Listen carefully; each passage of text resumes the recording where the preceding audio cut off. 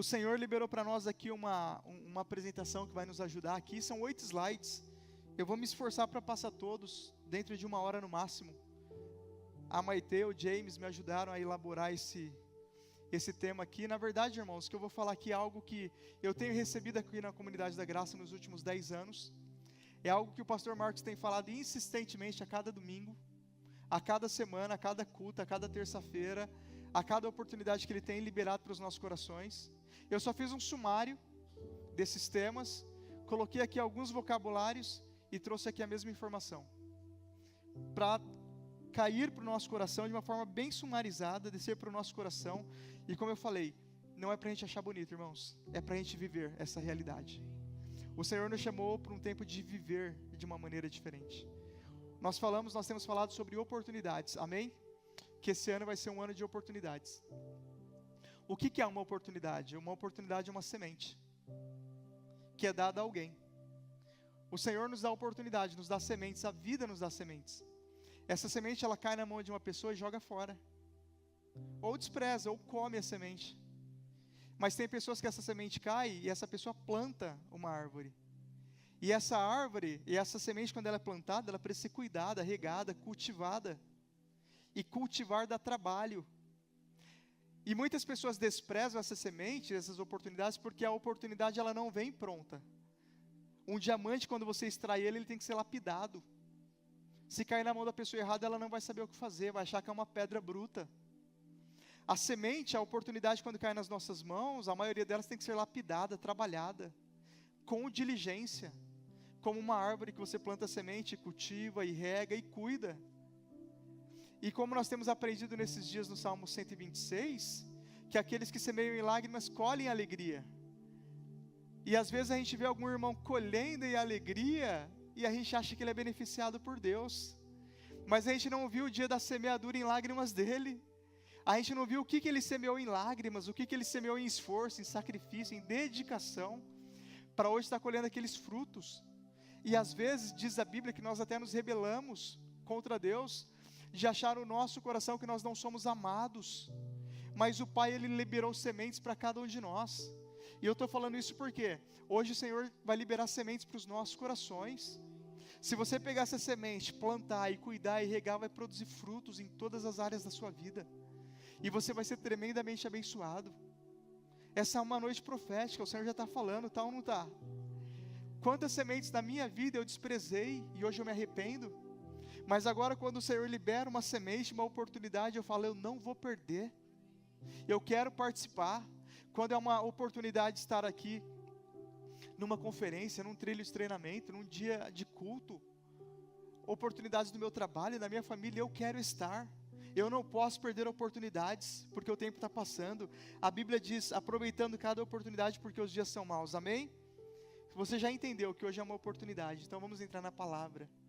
É uma terça profética, nós vamos falar profeticamente a respeito de discipulado. Hoje o Senhor vai falar um pouco aos nossos corações, e por favor vá anotando aquilo que o Espírito Santo for saltando ao seu coração. Nós vamos falar um pouco de liderança discipuladora, porque é isto que o Senhor quer fazer de você. Um discípulo fazedor de discípulos. O Senhor nos chamou para ser fazedores de discípulos. Amém? Depois nós vamos falar um pouquinho dos relacionamentos. Eu creio que o Senhor tem um tempo de cura para os relacionamentos. O Senhor quer trazer à nossa luz algumas situações de relacionamento. Qual relacionamento? Relacionamento familiar, dentro da sua casa. Relacionamento ministerial, na célula, com os irmãos, nos ministérios. Relacionamento no seu local de trabalho. E não vai falar, Ismael, você está falando da minha vida. Não vai falar isso aí não, é o Espírito Santo, tá? O Pai colocou essa palavra no meu coração e primeiro desceu queimando para o meu coração. Desceu rasgando dentro de mim e ainda rasga todos os dias essa palavra. Mas eu queria fazer um combinado com vocês, um acordo. Amém? Primeiro acordo, nós vamos receber essa palavra com o coração aberto. Coração aberto. E o segundo acordo que nós vamos fazer a respeito dessa palavra, nós não vamos olhar para o outro. Essa palavra é para você. A gente até pode compartilhar, ensinar depois dos irmãos. Pega para você. O que você pode aprender com o que Deus tem para liberar sobre as nossas vidas hoje? Fala assim, é para mim. Você pode falar, hoje é para mim. E a partir de mim, vai fluir para toda a terra. E por onde eu passar, eu vou liberar esse rio de águas vivas, que vai trazer vida por onde eu passar. Amém. No nome de Jesus. Então podemos ir para o primeiro slide, por gentileza. Como eu falei, são 8. Eu vou tentar passar, tá pequena a letra, irmãos. Eu vou compartilhar com vocês na sequência. Fica tranquilo. Eu não sabia que ia ficar tão pequena assim, mas vai dar tudo certo. Primeiro ponto que eu queria falar sobre a liderança discipuladora. Eu já falei em alguns aspectos desses temas com alguns irmãos aqui, alguns da nossa liderança, mas eu não entrei com a profundidade que eu queria falar hoje, de uma forma profética. O primeiro aspecto, discipular é amar pessoas. A base do discipulado é relacionamento, amigos. Quando a gente fala em igreja, em corpo de Cristo, em discipulado, não tem como a gente falar nessas coisas se não tiver amor. O amor é a base de todos os relacionamentos. O interesse legítimo que as pessoas estejam bem. O que nós fazemos é para que as pessoas estejam bem, é para liberar bênção sobre a vida das pessoas. Se nós olhássemos somente para nós, se eu olhasse somente para mim, talvez seria mais confortável hoje eu estar na minha casa. Eu não precisaria acordar tão cedo todos os dias, acordar tão cedo nos finais de semana. Mas nós fazemos isso porque o Espírito Santo derramou amor. O amor é colocado no nosso coração pelo Espírito Santo. Então, o primeiro aspecto, nós temos que pedir esse amor por Pai. Para quem acha que precisa, que ainda não tem esse amor. O amor de Deus é derramado nos nossos corações pelo Espírito Santo. Então, a base do discipulado é o amor. Discipular também é identificar e satisfazer necessidades. Olhar quais aspectos da vida do próximo, do seu irmão, ele precisa crescer, melhorar, avançar. Discipular significa inspirar e motivar aqueles que são guiados com visões. Nós não vamos trazer as pessoas para serem iguais a nós. Discipular, irmãos, não é formar estereótipo das pessoas. Nós não podemos fluir nesse esforço. Discipular é levar as pessoas para a visão.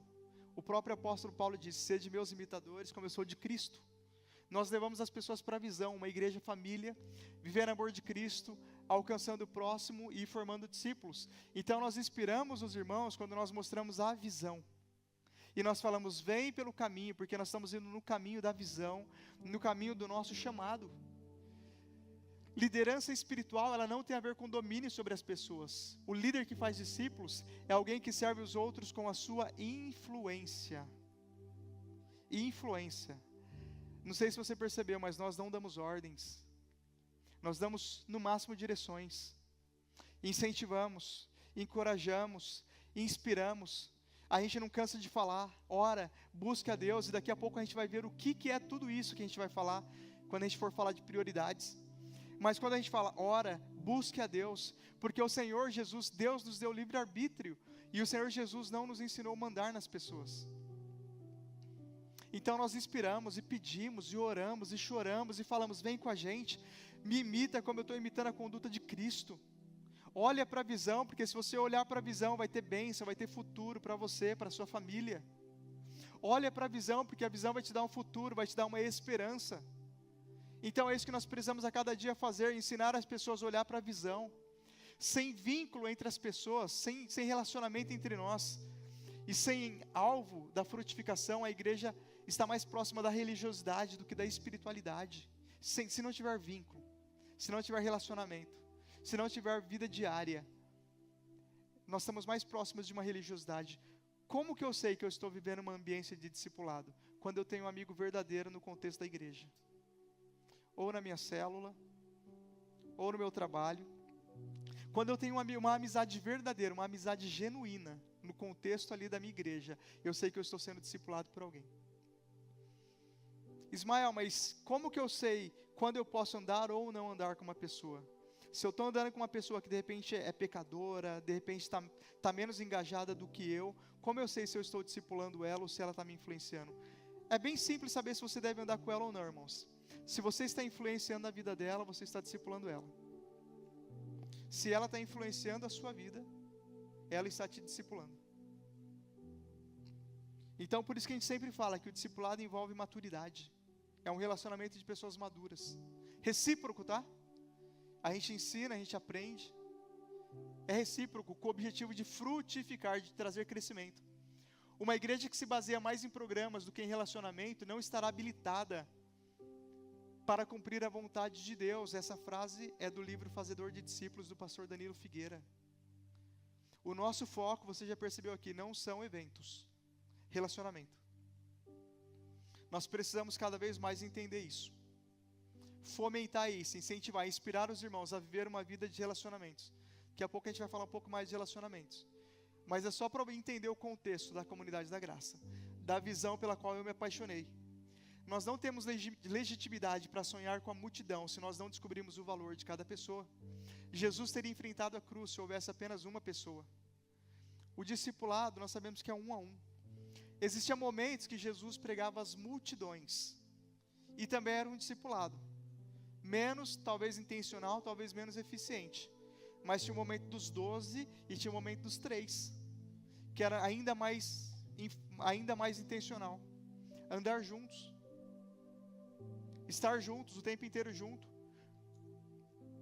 Nós só vamos ter legitimidade para sonhar com milhares de pessoas quando a gente dedicar o nosso coração a cuidar de uma pessoa. O pastor tem falado aqui nas últimas semanas sobre uma pessoa. Cuida de uma pessoa. Nós vamos orar por 10. Mas se esforce para ganhar uma pessoa, ou cuidar de uma pessoa. Estar junto de uma pessoa. Não seu discipulador, mas uma pessoa que você está discipulando. Uma pessoa que você está tornando igual a você em caráter e identidade. Porque você está se tornando igual a Cristo. Amém? Fácil isso, irmãos, fácil, né? Simples. Olha o que diz a Bíblia em Atos 2, e perseveravam unânimes todos os dias do templo, e partindo pão em casa, comiam juntos com alegria e singeleza de coração, louvando a Deus, caindo na graça do povo, e todos os dias acrescentava o Senhor à igreja aqueles que se haviam de se salvar. Assim era a igreja em Atos, e assim tem que ser a nossa realidade, juntos com singeleza de coração. Singeleza de coração, ninguém é maior do que ninguém. Delicadeza entre os irmãos, bondade, os frutos do Espírito, né? Mansidão, temperança, graça, bom senso também, e boa educação, não faz mal a ninguém. O próximo, por gentileza, algumas características aqui para nós nos tornarmos ainda mais discipuladores de pessoas. Quem quer ser um discipulador? Levante a mão quem quer ser discipulador. Discipulador é influenciar uma pessoa com seu estilo de vida. Irmãos, o mundo precisa de boas influências.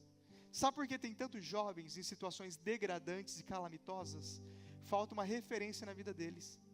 Talvez não teve um pai, um irmão, um líder, um amigo que fosse uma referência. Se esses jovens, se essas pessoas tivessem uma referência, uma pessoa que ele pudesse olhar e falar: eu quero ser igual ao Osmar. Ele é uma pessoa correta, ele é uma pessoa direita. As pessoas podem olhar para você e falar: talvez ele não é tão rico, talvez ele não é uma pessoa que tem mais conhecimento, mais sabedoria, mas a conduta dele é boa, é agradável. Ele anda correto, ele não tem a vida enrolada, bagunçada, prejudicando as pessoas. Quando ele chega, a ambiência muda. O Espírito Santo é nele, isso é influenciar pessoas. O Senhor te chamou para influenciar pessoas. Nós estamos aqui para influenciar esta geração. Se pergunte uma coisa: será que não é para esse tempo que o Senhor te levantou? Para ser uma referência ali, uma coluna no meio da calamidade, da onde você foi colocado, e ali começar a influenciar, atrair essas pessoas a você, e atrair essas pessoas até Cristo. As características do discipulador, do bom discipulador: tem foco no propósito e na visão, são audaciosos, inspiram as pessoas. Audacioso é pensar grande, é acreditar em coisas grandes, é buscar por coisas grandes, é ir atrás de desafios. É quando todo mundo fala: não vai dar, não pode, o Senhor não vai fazer. O audacioso é aquele que fala: Deus vai fazer, Deus vai mover, vai dar tudo certo, as coisas vão acontecer, o Senhor vai mudar o cenário. Audacioso é aquele que crê, é aquele que continua, que persevera quando todos já desistiram, ou quando a maioria está desistindo. Comece a fazer isso no seu ambiente de trabalho, e você vai ver as pessoas olhando para você. Quando todo mundo estiver michuruca, desanimado, o chefe está ruim, a coisa está ruim, o ambiente está ruim, a célula está ruim, começa a olhar para a visão e falar: vamos olhar para a visão, nós temos uma visão clara, vamos perseguir, vamos acreditar, vamos fazer igual Davi, vamos comprar briga com os gigantes, e nós vamos ver esses gigantes se renderem ao nome de Jesus. Porque nós estamos numa terça profética, irmãos, declarando que não haverá impossíveis para nós, porque nós estamos em Cristo Jesus. O Senhor te chamou para olhar para a visão e para ser audacioso, pensar grande pela fé. Não é somente pensamento positivo, não é somente um otimismo, é acreditar nas promessas que estão liberadas sobre a sua vida, pelas quais o nosso Senhor pagou um alto preço na cruz, e que já está liberada sobre nós. Empodera, abençoa as pessoas, lava os pés das pessoas, capacita as pessoas a irem além. E eu quero te encorajar, irmão, se você vê uma pessoa que você está discipulando, influenciando, incentivando, talvez um novo convertido que você ganhou para Jesus, se está indo mais que você, indo mais longe, abençoa, dá ferramentas para ir mais longe ainda.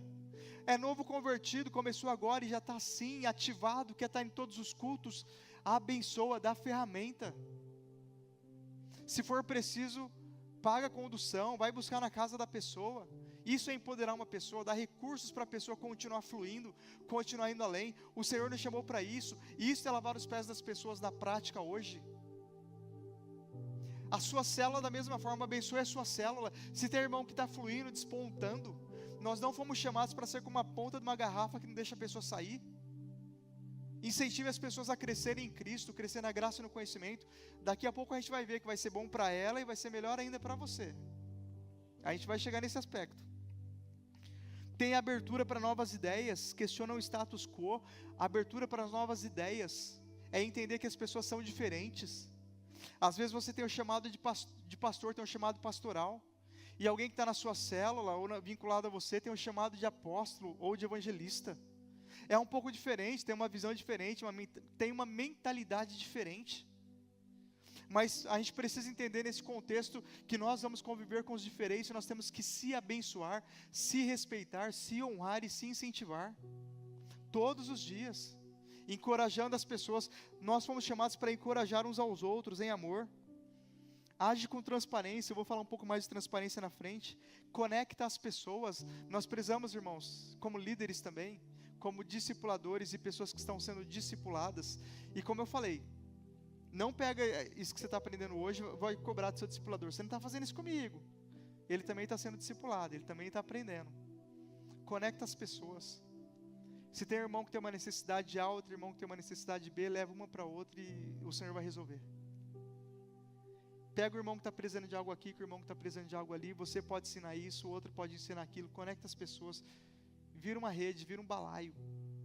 Todo mundo abençoando todo mundo, sem dissensões, sem facções, sem ciúmes entre nós, sem invejas entre nós. Se eu não tenho algo para liberar naquela área, eu vou te indicar uma pessoa, vai com essa pessoa, anda com o Ismael, que o Ismael vai te abençoar nessa área. O Ismael é o cara que Deus vai usar, é o outro Ismael, tá? Não sei não. Conecta as pessoas, fomenta as pessoas andarem juntas. Engajamento significa vínculo. Nós precisamos fomentar as pessoas estarem engajadas na nossa realidade, na nossa célula, na nossa igreja, nos ministérios, nos trabalhos. Eu acho maravilhoso, irmãos, quando eu vejo pessoas que começaram fluindo, andando, correndo, disponíveis. Não tem como a gente ter um discipulado, ainda que a sua disponibilidade seja de madrugada, 7 horas da manhã, 8 horas da noite. Mas você pode fazer algo, servidor, tenha paixão por servir. Nem todo mundo tem o dom de serviço, mas nós precisamos entender que nós somos chamados para servir, e dentro disso a gente tem que fazer um esforcinho a mais, um esforcinho maior, para ter no coração o interesse, o desejo de servir pessoas. E flexíveis também, irmãos, entender que nem sempre nós vamos estar certo, né? Entender que às vezes nós precisamos mudar de opinião, mudar o nosso jeito. Aqui na nossa igreja, irmãos, tem uma coisa que eu amo, que não existe carteirada. Não, eu sou o líder, vai ter que ser desse jeito. Não pode haver entre nós, precisa haver flexibilidade. A gente sempre tem que começar com o objetivo em mente. Começar com o quê? Com o objetivo. Quando você vai ter com algum irmão, no contexto do discipulado, da célula, do culto, qual que é o objetivo? Pense em qual que é o objetivo. Eu vou resolver um problema, qual que é o objetivo? Meu objetivo é resolver o problema.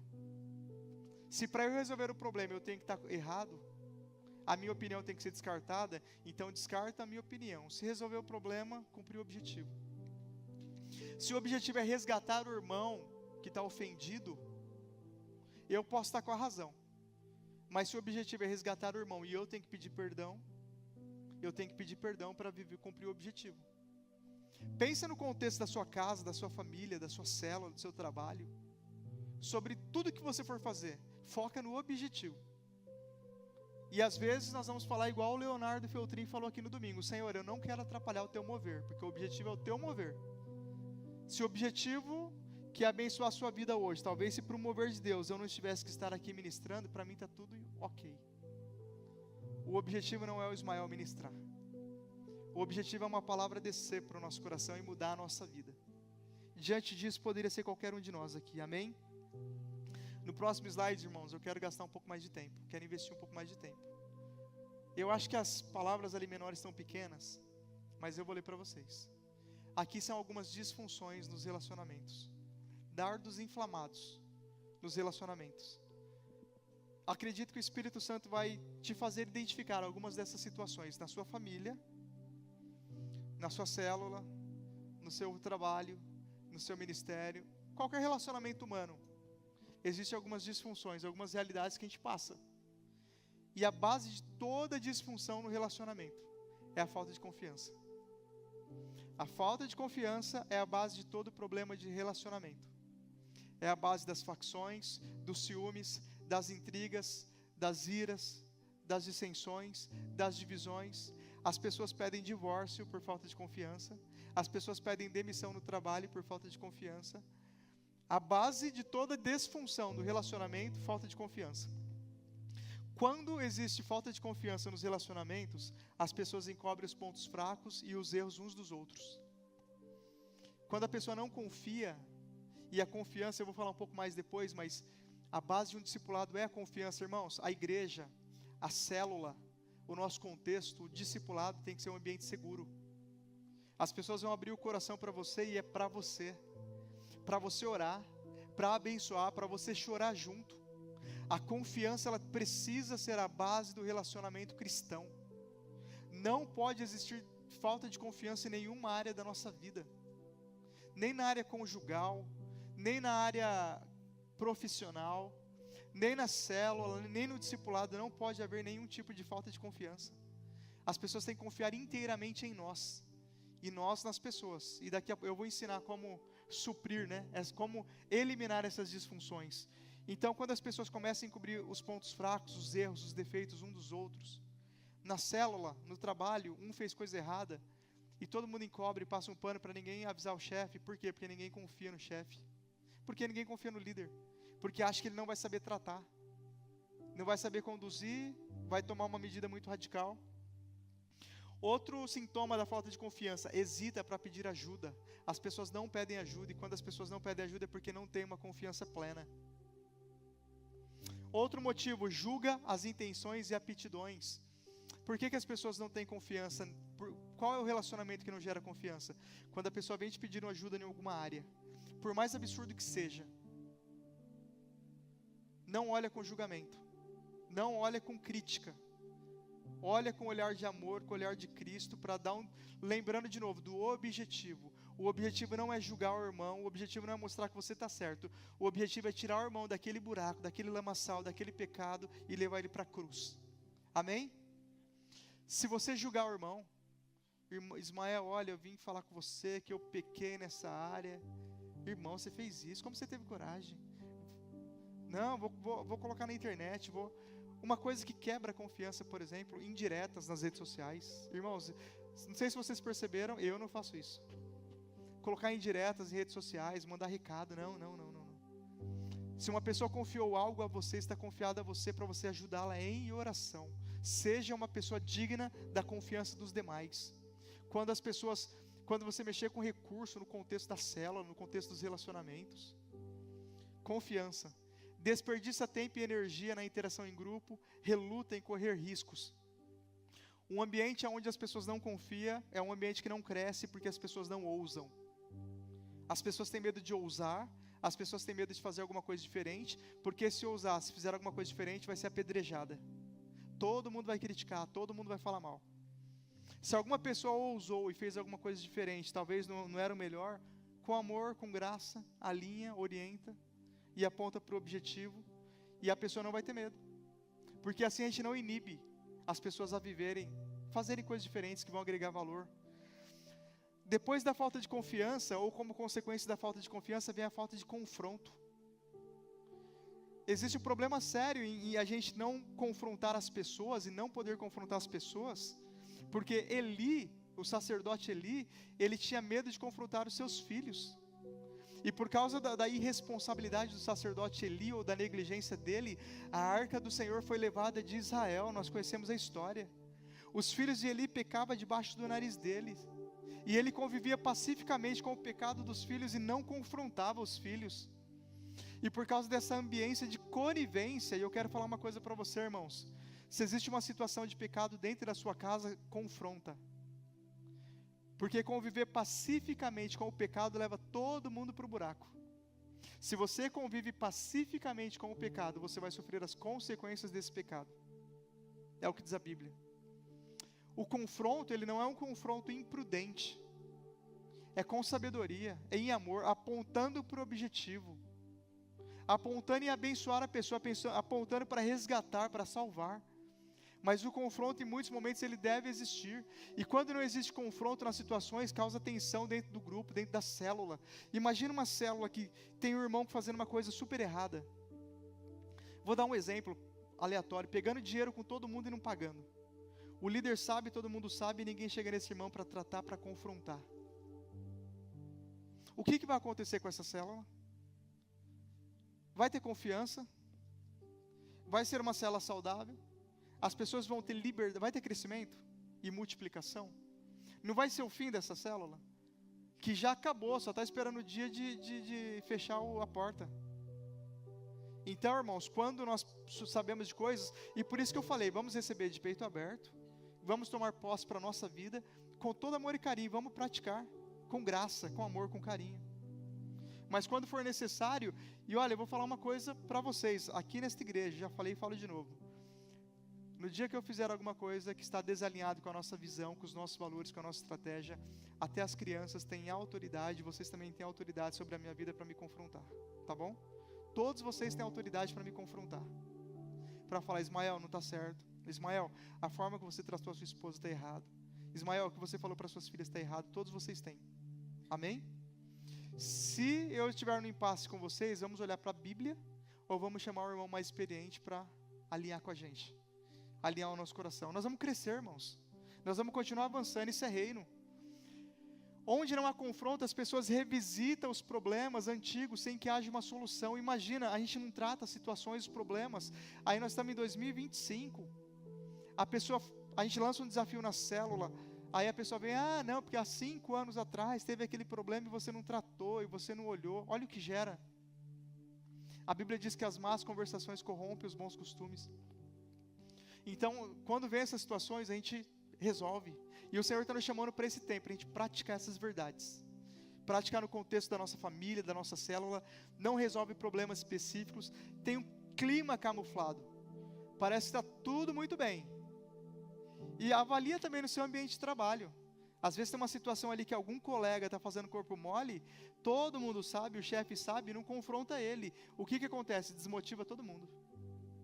Ninguém se engaja mais. Ninguém quer trabalhar mais. E às vezes todo mundo está fingindo que está tudo bem. Mas por dentro existe uma ferida sangrando a empresa, a organização, sangrando a célula. Roubando força, roubando energia, roubando a graça. Porque promove frustração, as pessoas se frustram. Amém? O Senhor nos chamou nesta noite aqui também para curar os nossos relacionamentos. Depois da falta de confronto, falta de comprometimento. Uma consequência da falta do confronto, a falta de comprometimento. Falta de apoio a uma decisão. Falta de comprometimento é isso, falta de apoio a uma decisão. As pessoas tomam uma decisão, a liderança toma uma decisão e ninguém apoia. Porque não tem comprometimento, porque não tem confronto, porque não tem confiança. Ambiguidade quanto à direção e as prioridades. Sabe aquele lugar que está cada um correndo para um lado? E toda empresa, toda organização, onde cada um corre para um lado, uma hora ela vai quebrar. Existe um conceito antigo que a gente aprendeu na Torre de Babel, que a Bíblia diz o seguinte: todo o povo era um só. Deus, quando viu os homens construindo a Torre de Babel, Ele falou: porque todo o povo é um só e fala uma mesma língua. Portanto, não haverá restrição para o que eles tentarem fazer. Todo ambiente onde as pessoas falam a mesma língua vai prosperar. Todo ambiente onde tem unidade, não ambiguidade de direções, cada um indo para um lado. Todo ambiente onde as pessoas estão unidas em volta de um propósito. O Senhor vai abençoar. Você quer ver vir uma bênção sobrenatural sobre a sua casa? Fale a mesma língua com a sua esposa e com seus filhos. Fale a mesma língua sobre as finanças. Fale a mesma língua sobre a igreja, ministério. Fale a mesma língua sobre atividades profissionais. Fale a mesma língua. Você vai ver os seus filhos vivendo um mover sobrenatural. Hoje eu propus para as minhas filhas, que a Júlia que está ali não me ouça, fique em casa hoje, fica com a vovó que está chovendo. Não, nós vamos para a igreja. A Vanessa foi representar a pastora no encontro da comunidade da graça, e eu vim com elas falaram, não, nós vamos para a igreja, nosso lugar é na igreja, vamos para a igreja. Falei, amém. Comece a falar a mesma língua, você vai ver o Senhor movendo dentro da sua casa.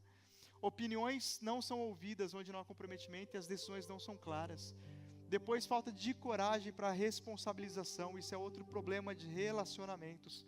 Imagine o marido, pastor, e se o senhor quiser complementar, fica à vontade, tá? Para me ajudar. Aprendi com o senhor isso aqui. Amém. Imagina a esposa e o marido. A esposa gasta além do limite do cartão, e o marido não pode falar nada, porque se responsabilizar, se falar, vou pedir o divórcio, vou separar, não quero saber, você só me maltrata, vem aquela ambiente de manipulação. Mas imagine o contrário. O marido todo dia deixa a toalha molhada na cama, folgado, e a esposa não pode falar nada. Age como uma criança, mas a esposa não pode falar, não pode responsabilizar, não pode cobrar, não pode falar, acorda cedo, vai trabalhar, vai fazer seu papel de homem, cuida dos seus filhos, ajuda suas crianças. A esposa não pode cobrar e não pode responsabilizar, senão ele quer quebrar tudo. Quer ser agressivo, quer gritar com a família, quer ser muito corajoso, né? Para humilhar os filhos e a esposa. Isso é um sintoma de um ambiente que não está saudável. É uma disfunção dentro da casa que o Senhor quer curar. O Senhor está trazendo a luz hoje aos nossos corações para curar essas áreas. Aqui na igreja, irmãos, vamos combinar que nós não vamos ter essas disfunções? Nós não vamos ter problema com falta de coragem para responsabilizar? Evita conversas difíceis, é um dos sintomas. Vamos combinar que nós não vamos ter problema em ter conversas difíceis? Quando a gente tiver que se alinhar, a gente vai se alinhar com graça, porque a gente quer ir para o céu. Nós queremos ir para o céu, enquanto nós estamos na terra, nós queremos ver abençoados, amém? Plenos em Cristo. É assim, e eu te dou essa liberdade. Não pressiona o time, a célula, por melhores resultados. Isso é uma falta, é uma disfunção, é uma consequência da falta de coragem para responsabilizar as pessoas. A gente não cobra, aí, cadê você? Senti sua falta, não vi você hoje lá. Você falou que estaria, imagina um contexto. A pessoa marca com você um compromisso, chegou no dia daquele compromisso, aqui na igreja, o discipulado, por exemplo, e você vem aqui no discipulado e você está aqui e a pessoa não está. Não tem problema nenhum, imprevisto acontece, mas a gente tem que ter entre nós a autoridade, uns para com os outros, de cobrar, falar, cadê você? Sentir a sua falta, amém? Irmãos, você tem essa liberdade sobre a minha vida, amém? E eu também quero ter essa liberdade sobre a sua vida, nós queremos, cada um uns com os outros, de cobrar responsabilidade com amor, com graça, visando o seu bem, não é o meu bem não, tá? Mas é o famoso pisar em ovos. Sabe quando você tem que falar com as pessoas como se estivesse pisando em ovos? Eu não posso falar, eu não posso chamar, eu não posso pedir, não posso cobrar, porque senão vai querer sair da igreja, porque senão vai querer mudar de célula, porque senão vai querer tomar uma decisão radical. Não, irmãos, o Senhor não nos chamou para isso. O que eu estou falando aqui é de um relacionamento que não tem maturidade. Um relacionamento que não tem maturidade, ele se dissolve sozinho. Não precisa de ninguém, não precisa nem do diabo. Uma célula que não tem maturidade, ela se dissolve. Uma família que não tem essa maturidade, ela acaba sozinha, porque isso aqui é insustentável. Não chama a atenção do outro. E por fim, tudo isso também gera o conformismo. O que é o conformismo? Falta de desejo de avançar. Irmãos, me incomoda demais ver banco vazio nessa igreja, ver cadeira vazia. Te incomoda? Me incomoda demais. Eu falo, Jesus, tem sementes sendo liberadas do céu. Não estou falando pelos irmãos que estão trabalhando, estudando e não puderam vir. E nem estou falando pelos irmãos que não quiseram vir. Eu estou falando pelas almas que ainda não foram salvas. Eu tenho desejo de alcançar essas pessoas. Aqueles que não ouviram, aqueles que não conhecem, aqueles que precisam ouvir de Jesus. Aqueles que vão olhar para o seu estilo de vida e vão falar assim, olha, eu quero ser igual a você, eu quero ser igual a esse irmão, essa irmã. Aí você só vai falar o seguinte, você não precisa dar um discurso teológico. Anda comigo, vamos comigo por uma célula, vai ter um encontro, vem comigo. Tem um culto que vai ser liberada uma palavra que Deus quer falar com a gente, o Senhor quer liberar para o nosso coração. Vem comigo, traz a pessoa para andar com você. Daqui a pouco a pessoa está mais crente que eu e você juntos.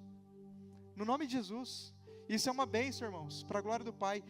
Vamos pegar todas essas disfunções de um relacionamento imaturo. O que tiver no nosso contexto de família, de célula, de trabalho, o que você puder fazer para mudar. Você vai ser um canal de Deus, um instrumento de Deus para mudar essa realidade. Vai começar em você, no nome de Jesus, amém? Já identificou alguns aí, irmãos, que faz parte da nossa realidade? Tem alguns, né? O próximo, por favor. Como que nós vamos mudar essa realidade, essas disfunções? Primeira coisa, que tem que haver no discipulado, que tem que haver na vida de um líder de célula, de um líder de ministério, de um líder de família, de uma pessoa que exerce um papel na sua família, de uma pessoa que vive no relacionamento. Coerência. A coerência, irmãos, basicamente, viver aquilo que você fala. Se a gente não vive aquilo que a gente fala, dificilmente a gente vai poder cobrar alguém. Então, praticar o que se fala independente das circunstâncias. Ter a humildade para assumir os próprios erros. Como eu falei, contexto de igreja tem que ser um ambiente seguro. A gente tem que ter a liberdade para pegar e falar, errei, me perdoa. A gente tem que ter essa vulnerabilidade, essa humildade, e isso traz coerência. Compartilhar as informações com todos de forma clara, cuidado para não ter uma agenda oculta. Se a gente tiver uma agenda oculta, o que é uma agenda oculta? Eu estou aqui com essas pessoas, nesse contexto, mas eu estou planejando outra coisa, tramando outra coisa em outro lugar. Áreas escondidas da nossa vida, áreas escondidas no nosso coração, no nosso pensamento. Não estou falando áreas confidenciais, tá? E a sua vida você não tem que expor para todo mundo também. Mas o seu discipulador, o seu líder, aquele irmão que anda com você, as pessoas maduras precisam conhecer a sua vida, a sua realidade, o seu contexto. Não estou falando das suas contas, eu estou falando de sonhos, planos, aspirações, frustrações para te ajudar. Não pode haver agenda oculta entre nós, irmãos. Nós somos uma família, o corpo de Cristo. Não pode haver segundas intenções, vamos dizer assim, segundas intenções. Eu estou aqui, a Cris é minha líder, mas eu quero derrubar a Cris e assumir o lugar dela.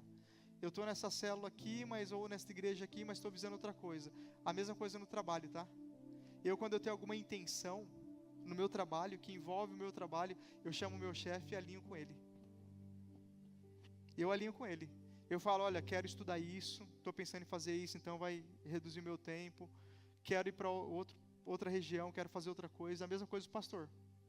Quando eu tenho algum sonho, alguma aspiração, estou pensando em alguma coisa, eu chamo o pastor e alinho com ele. E não somente o pastor, mas alguns irmãos aqui da igreja também, que eu tenho essa liberdade para abrir o coração.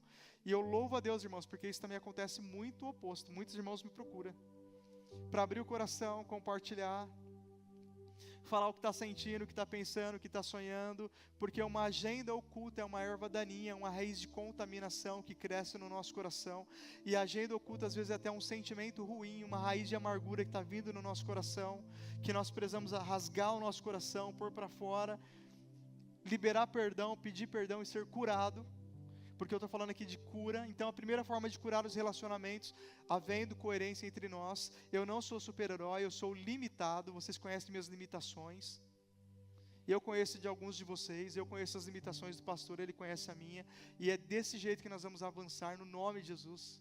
Nós vamos trabalhando para superar as nossas limitações, nos esforçando, mas o Senhor também conhece as nossas limitações, então nós não somos melhores que ninguém. Vamos continuar avançando. Bons líderes conquistam a submissão de liderados pelo poder do exemplo e não pela força do medo. Nós precisamos também cobrar de nós mesmos a responsabilidade de ser um exemplo. Ser um exemplo para a célula, ser um exemplo para a família, ser um exemplo para os irmãos que nós influenciamos, ser um exemplo para o discipulador, ser um exemplo no seu local de trabalho. Nós somos chamados para ser exemplos.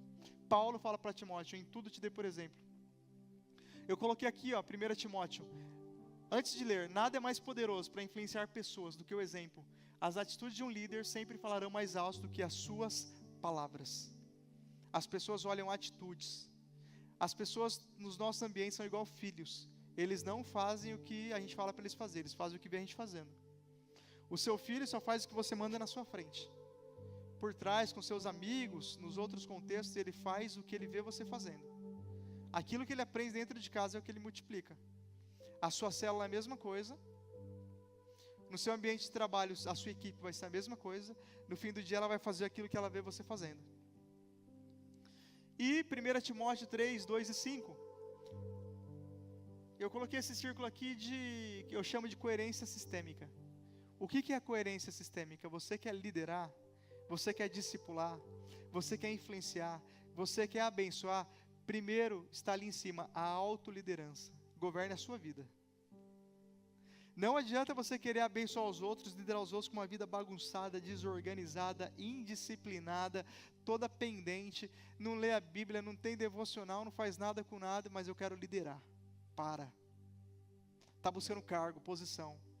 Isso não é relacionamento, isso não é reino. Não é isso que o Senhor Jesus nos ensinou. E não é isso que Ele quer de nós. Amém? Ele quer primeiro nos curar, para então a gente curar as pessoas. Primeiro autolidere, depois lidere os outros, e juntos lidera as organizações. Amém? O círculo é esse. Governe bem. Olha o que Paulo fala para Timóteo. É necessário que o bispo seja irrepreensível. Se esforce para se tornar uma pessoa irrepreensível. No nome de Jesus. O céu tem isso para a sua vida, tá, irmão? É assim que Deus te vê. E é assim que Ele quer te tornar cada dia.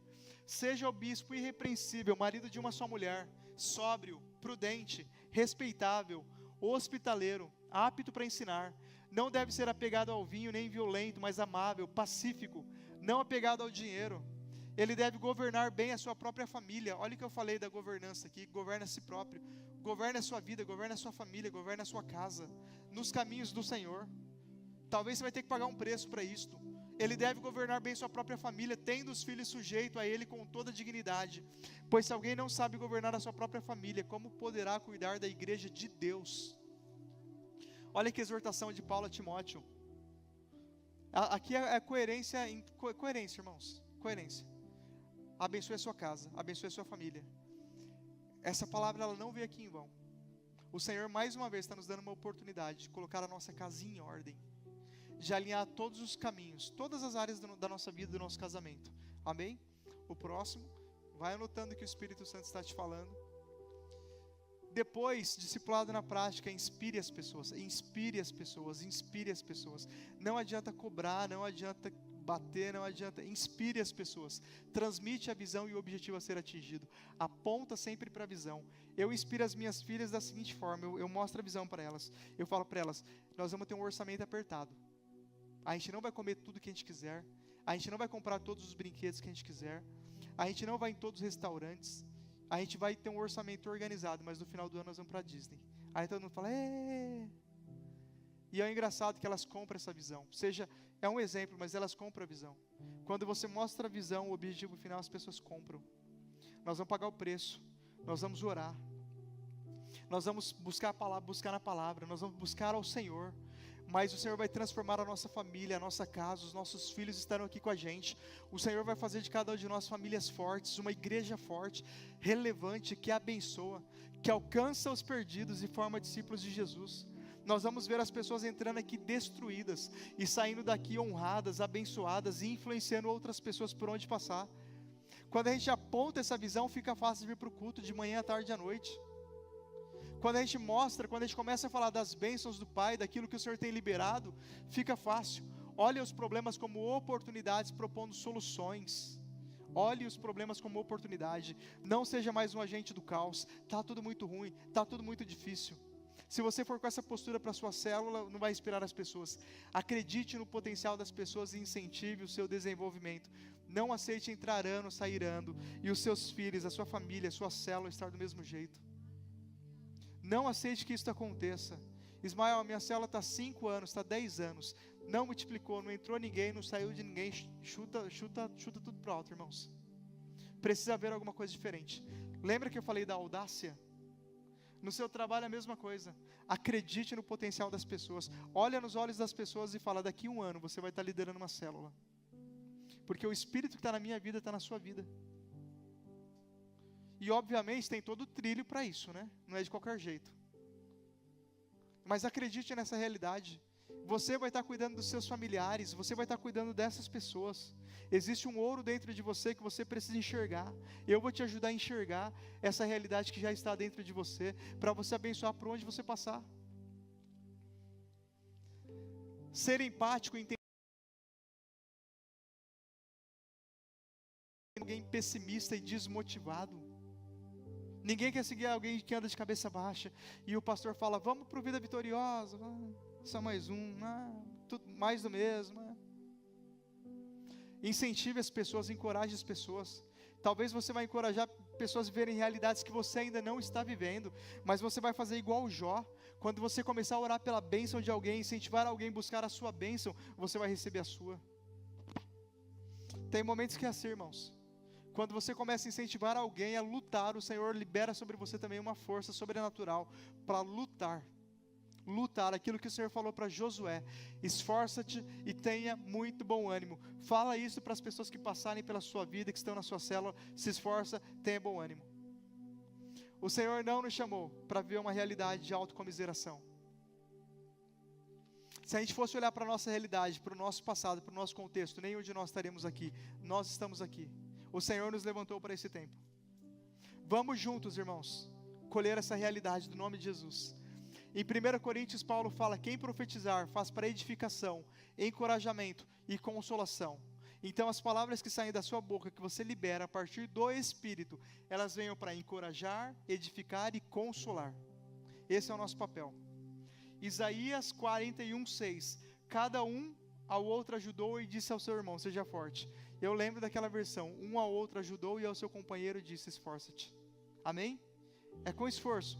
É pegar aquela sementinha que foi nos dada, foi liberada sobre cada um de nós. Olha para o seu irmão e fala: rega, cuida dessa semente, semeia, planta, e você vai colher.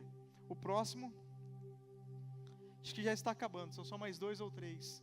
Confiança, irmãos. Lembra que eu falei da confiança lá atrás, da falta de confiança? Como que a gente promove a confiança? E como que a gente precisa promover a confiança? A confiança, ela é uma expectativa de que a outra pessoa não irá agir de maneira oportunista. Vocês confiam em mim quando vocês sabem que eu não estou aqui visando os meus objetivos. Se vocês entenderem que eu estou aqui visando os meus objetivos, perdeu a confiança. E assim é nos nossos relacionamentos. Se você acha que o chefe só quer saber da carreira dele, está te explorando porque ele quer crescer profissionalmente, perdeu a confiança. Você vai fazer o seu trabalho de segunda a sexta. Você não vai ficar 1 hora a mais. Você não vai trabalhar fim de semana, você não vai trabalhar à noite. Só trabalha fim de semana, à noite, de madrugada, sem limitação, quem está focado na visão.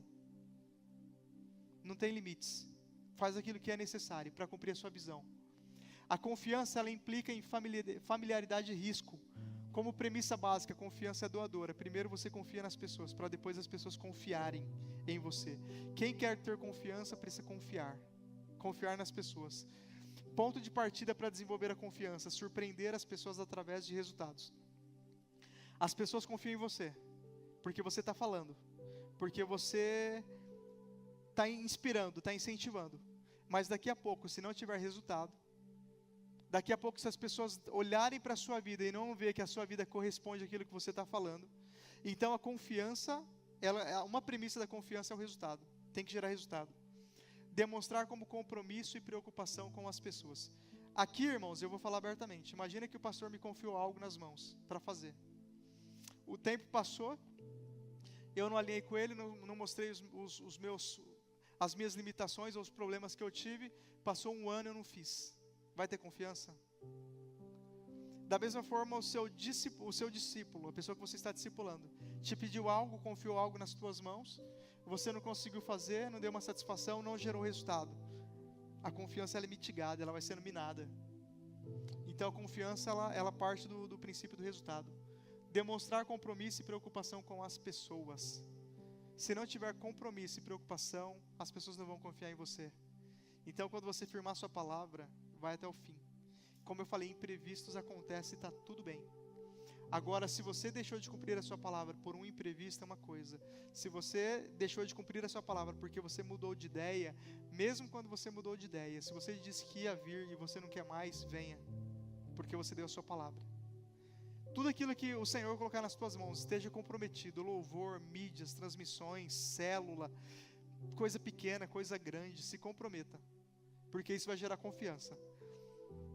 Olha, imagina que, da mesma forma, um determinado ministério da igreja, que foi depositado uma confiança, e a pessoa um dia quer, o outro dia não quer, não mostra comprometimento, a confiança ela vai minando, e agir de maneira íntegra, honesta, ética e responsável.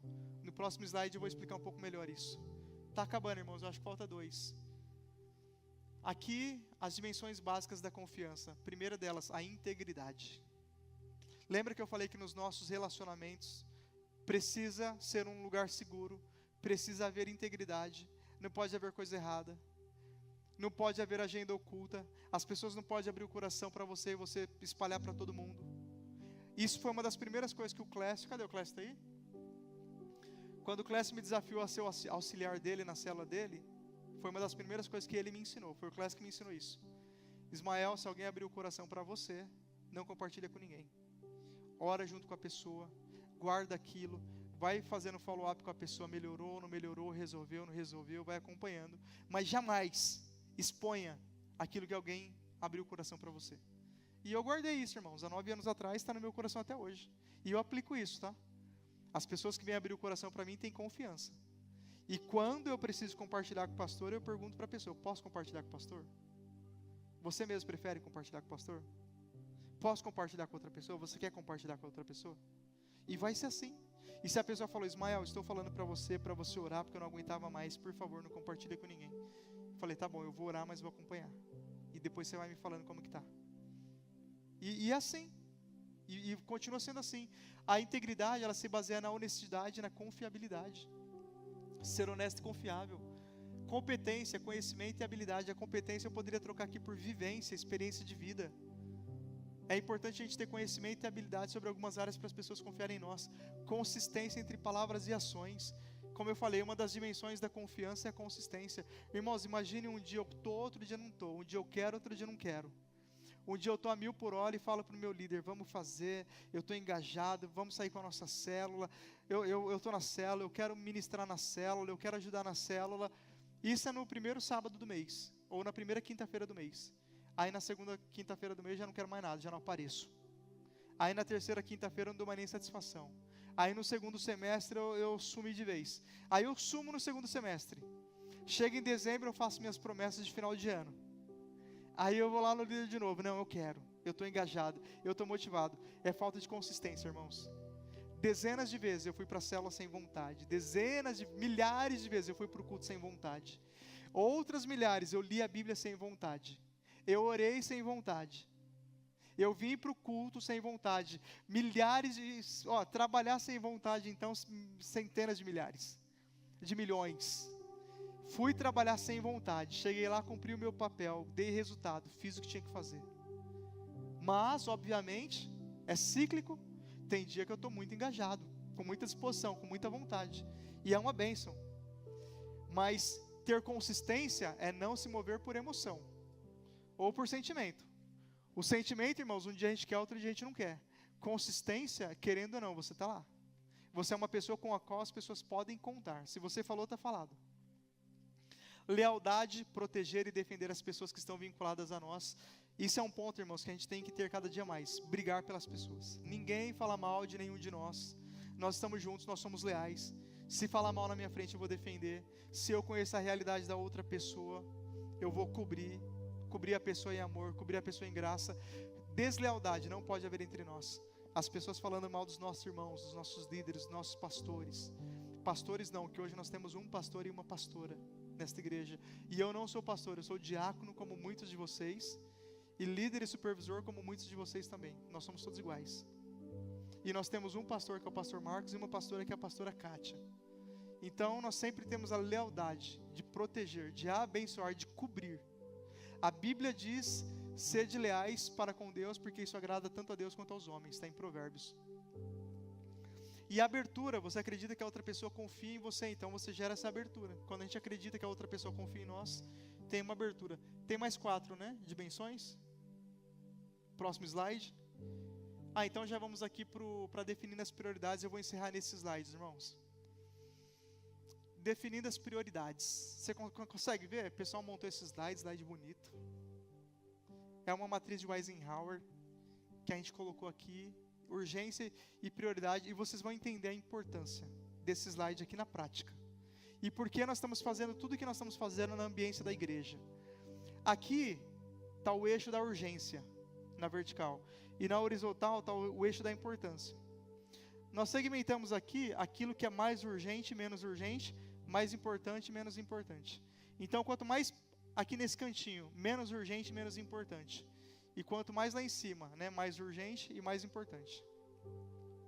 Aqui nós estamos falando de prioridades para o nosso dia a dia, para a nossa família, para a nossa célula. Geralmente, a maioria das pessoas gasta a maior parte do tempo aqui, ó, nesse quadro preto, no quadrante preto. O quadrante preto é o quadrante das coisas dispensáveis, aquilo que a gente poderia tirar da nossa vida, que a gente também chama de distrações. A maioria das pessoas gasta o seu tempo na distração. A mensagem desse quadro é bem simples, eu vou explicar cada quadrante, mas a mensagem é bem simples. Quanto mais tempo a gente gasta em distração, nas coisas dispensáveis, e menos tempo a gente gasta nas prioridades, mais nós vamos ter crise para resolver depois. Você precisa levar isso para a ambiência da sua célula, da sua família e do seu trabalho, do seu casamento. Leva isso para a ambiência do seu corpo físico, da sua saúde. Quanto mais tempo você gastar em distrações e não naquilo que é prioridade, mais você vai ter incêndio para apagar depois na sua vida. Eu vou explicar cada quadrante. As coisas dispensáveis: excesso de redes sociais, procrastinação, maus hábitos, tudo aquilo que rouba o seu tempo. Avalia na sua vida, irmãos. Tudo que rouba o seu tempo, tudo que você não precisava fazer. Nos eixos, não é urgente e não é importante. Tudo aquilo que para você não é urgente e não é importante, você não precisa fazer. É distração para a sua vida. Deu para entender, irmãos? Existem coisas que nós fazemos que não é urgente, não é importante, a gente está fazendo, você não sei por que está fazendo. É distração para a sua vida. Você poderia estar usando o seu tempo em algo ainda melhor. Existem coisas que são urgentes, tem que fazer agora. É o quadrante verde, mas não é importante. Então você pode pedir para um filho fazer, para alguém fazer. Você pode pedir para um auxiliar fazer, para alguém da célula. São coisas que você pode delegar, que outra pessoa pode fazer no seu lugar. Essas coisas você delega e está tudo bem delegar. Tem coisas, irmãos, que são as nossas prioridades. É o quadro azul e é nesse quadro que a gente precisa trabalhar na nossa vida. E é esse quadro que nós estamos trabalhando enquanto igreja, na vida de cada um de nós. Já deu a hora? Vou encerrar em 5 minutos. É o quadro das prioridades. O que são as nossas prioridades? São coisas que são importantes, mas não são urgentes. Tem pouca urgência. E porque não é urgente, a gente não dá atenção. Por exemplo, um devocional não é uma coisa urgente, que se você não fizer, você não vai morrer amanhã. Ninguém vai se matar se não fizer, ninguém vai matar ninguém se não fizer um devocional. Não é urgente. É para depois. Mas como eu disse, né, tudo aquilo que é importante e não é urgente, que deve ser a nossa prioridade, se a gente investir tempo nesse quadrante azul, nós não vamos ter que investir tempo no quadrante vermelho. O quadrante vermelho são as crises. O quadrante vermelho é a área da nossa vida, são as situações onde é importante e é urgente, a gente tem que parar tudo para resolver. O que é isso, Ismael? Isso aqui é um casamento que está acabando. Isso aqui são brigas, são situações. Isso aqui é uma empresa que está quebrando. Isso aqui é uma família que está sendo destruída. Isso aqui é um filho que está nas drogas, que você precisa parar a sua vida, parar o ministério, parar a sua carreira profissional. Isso aqui é a sua saúde que foi para o espaço.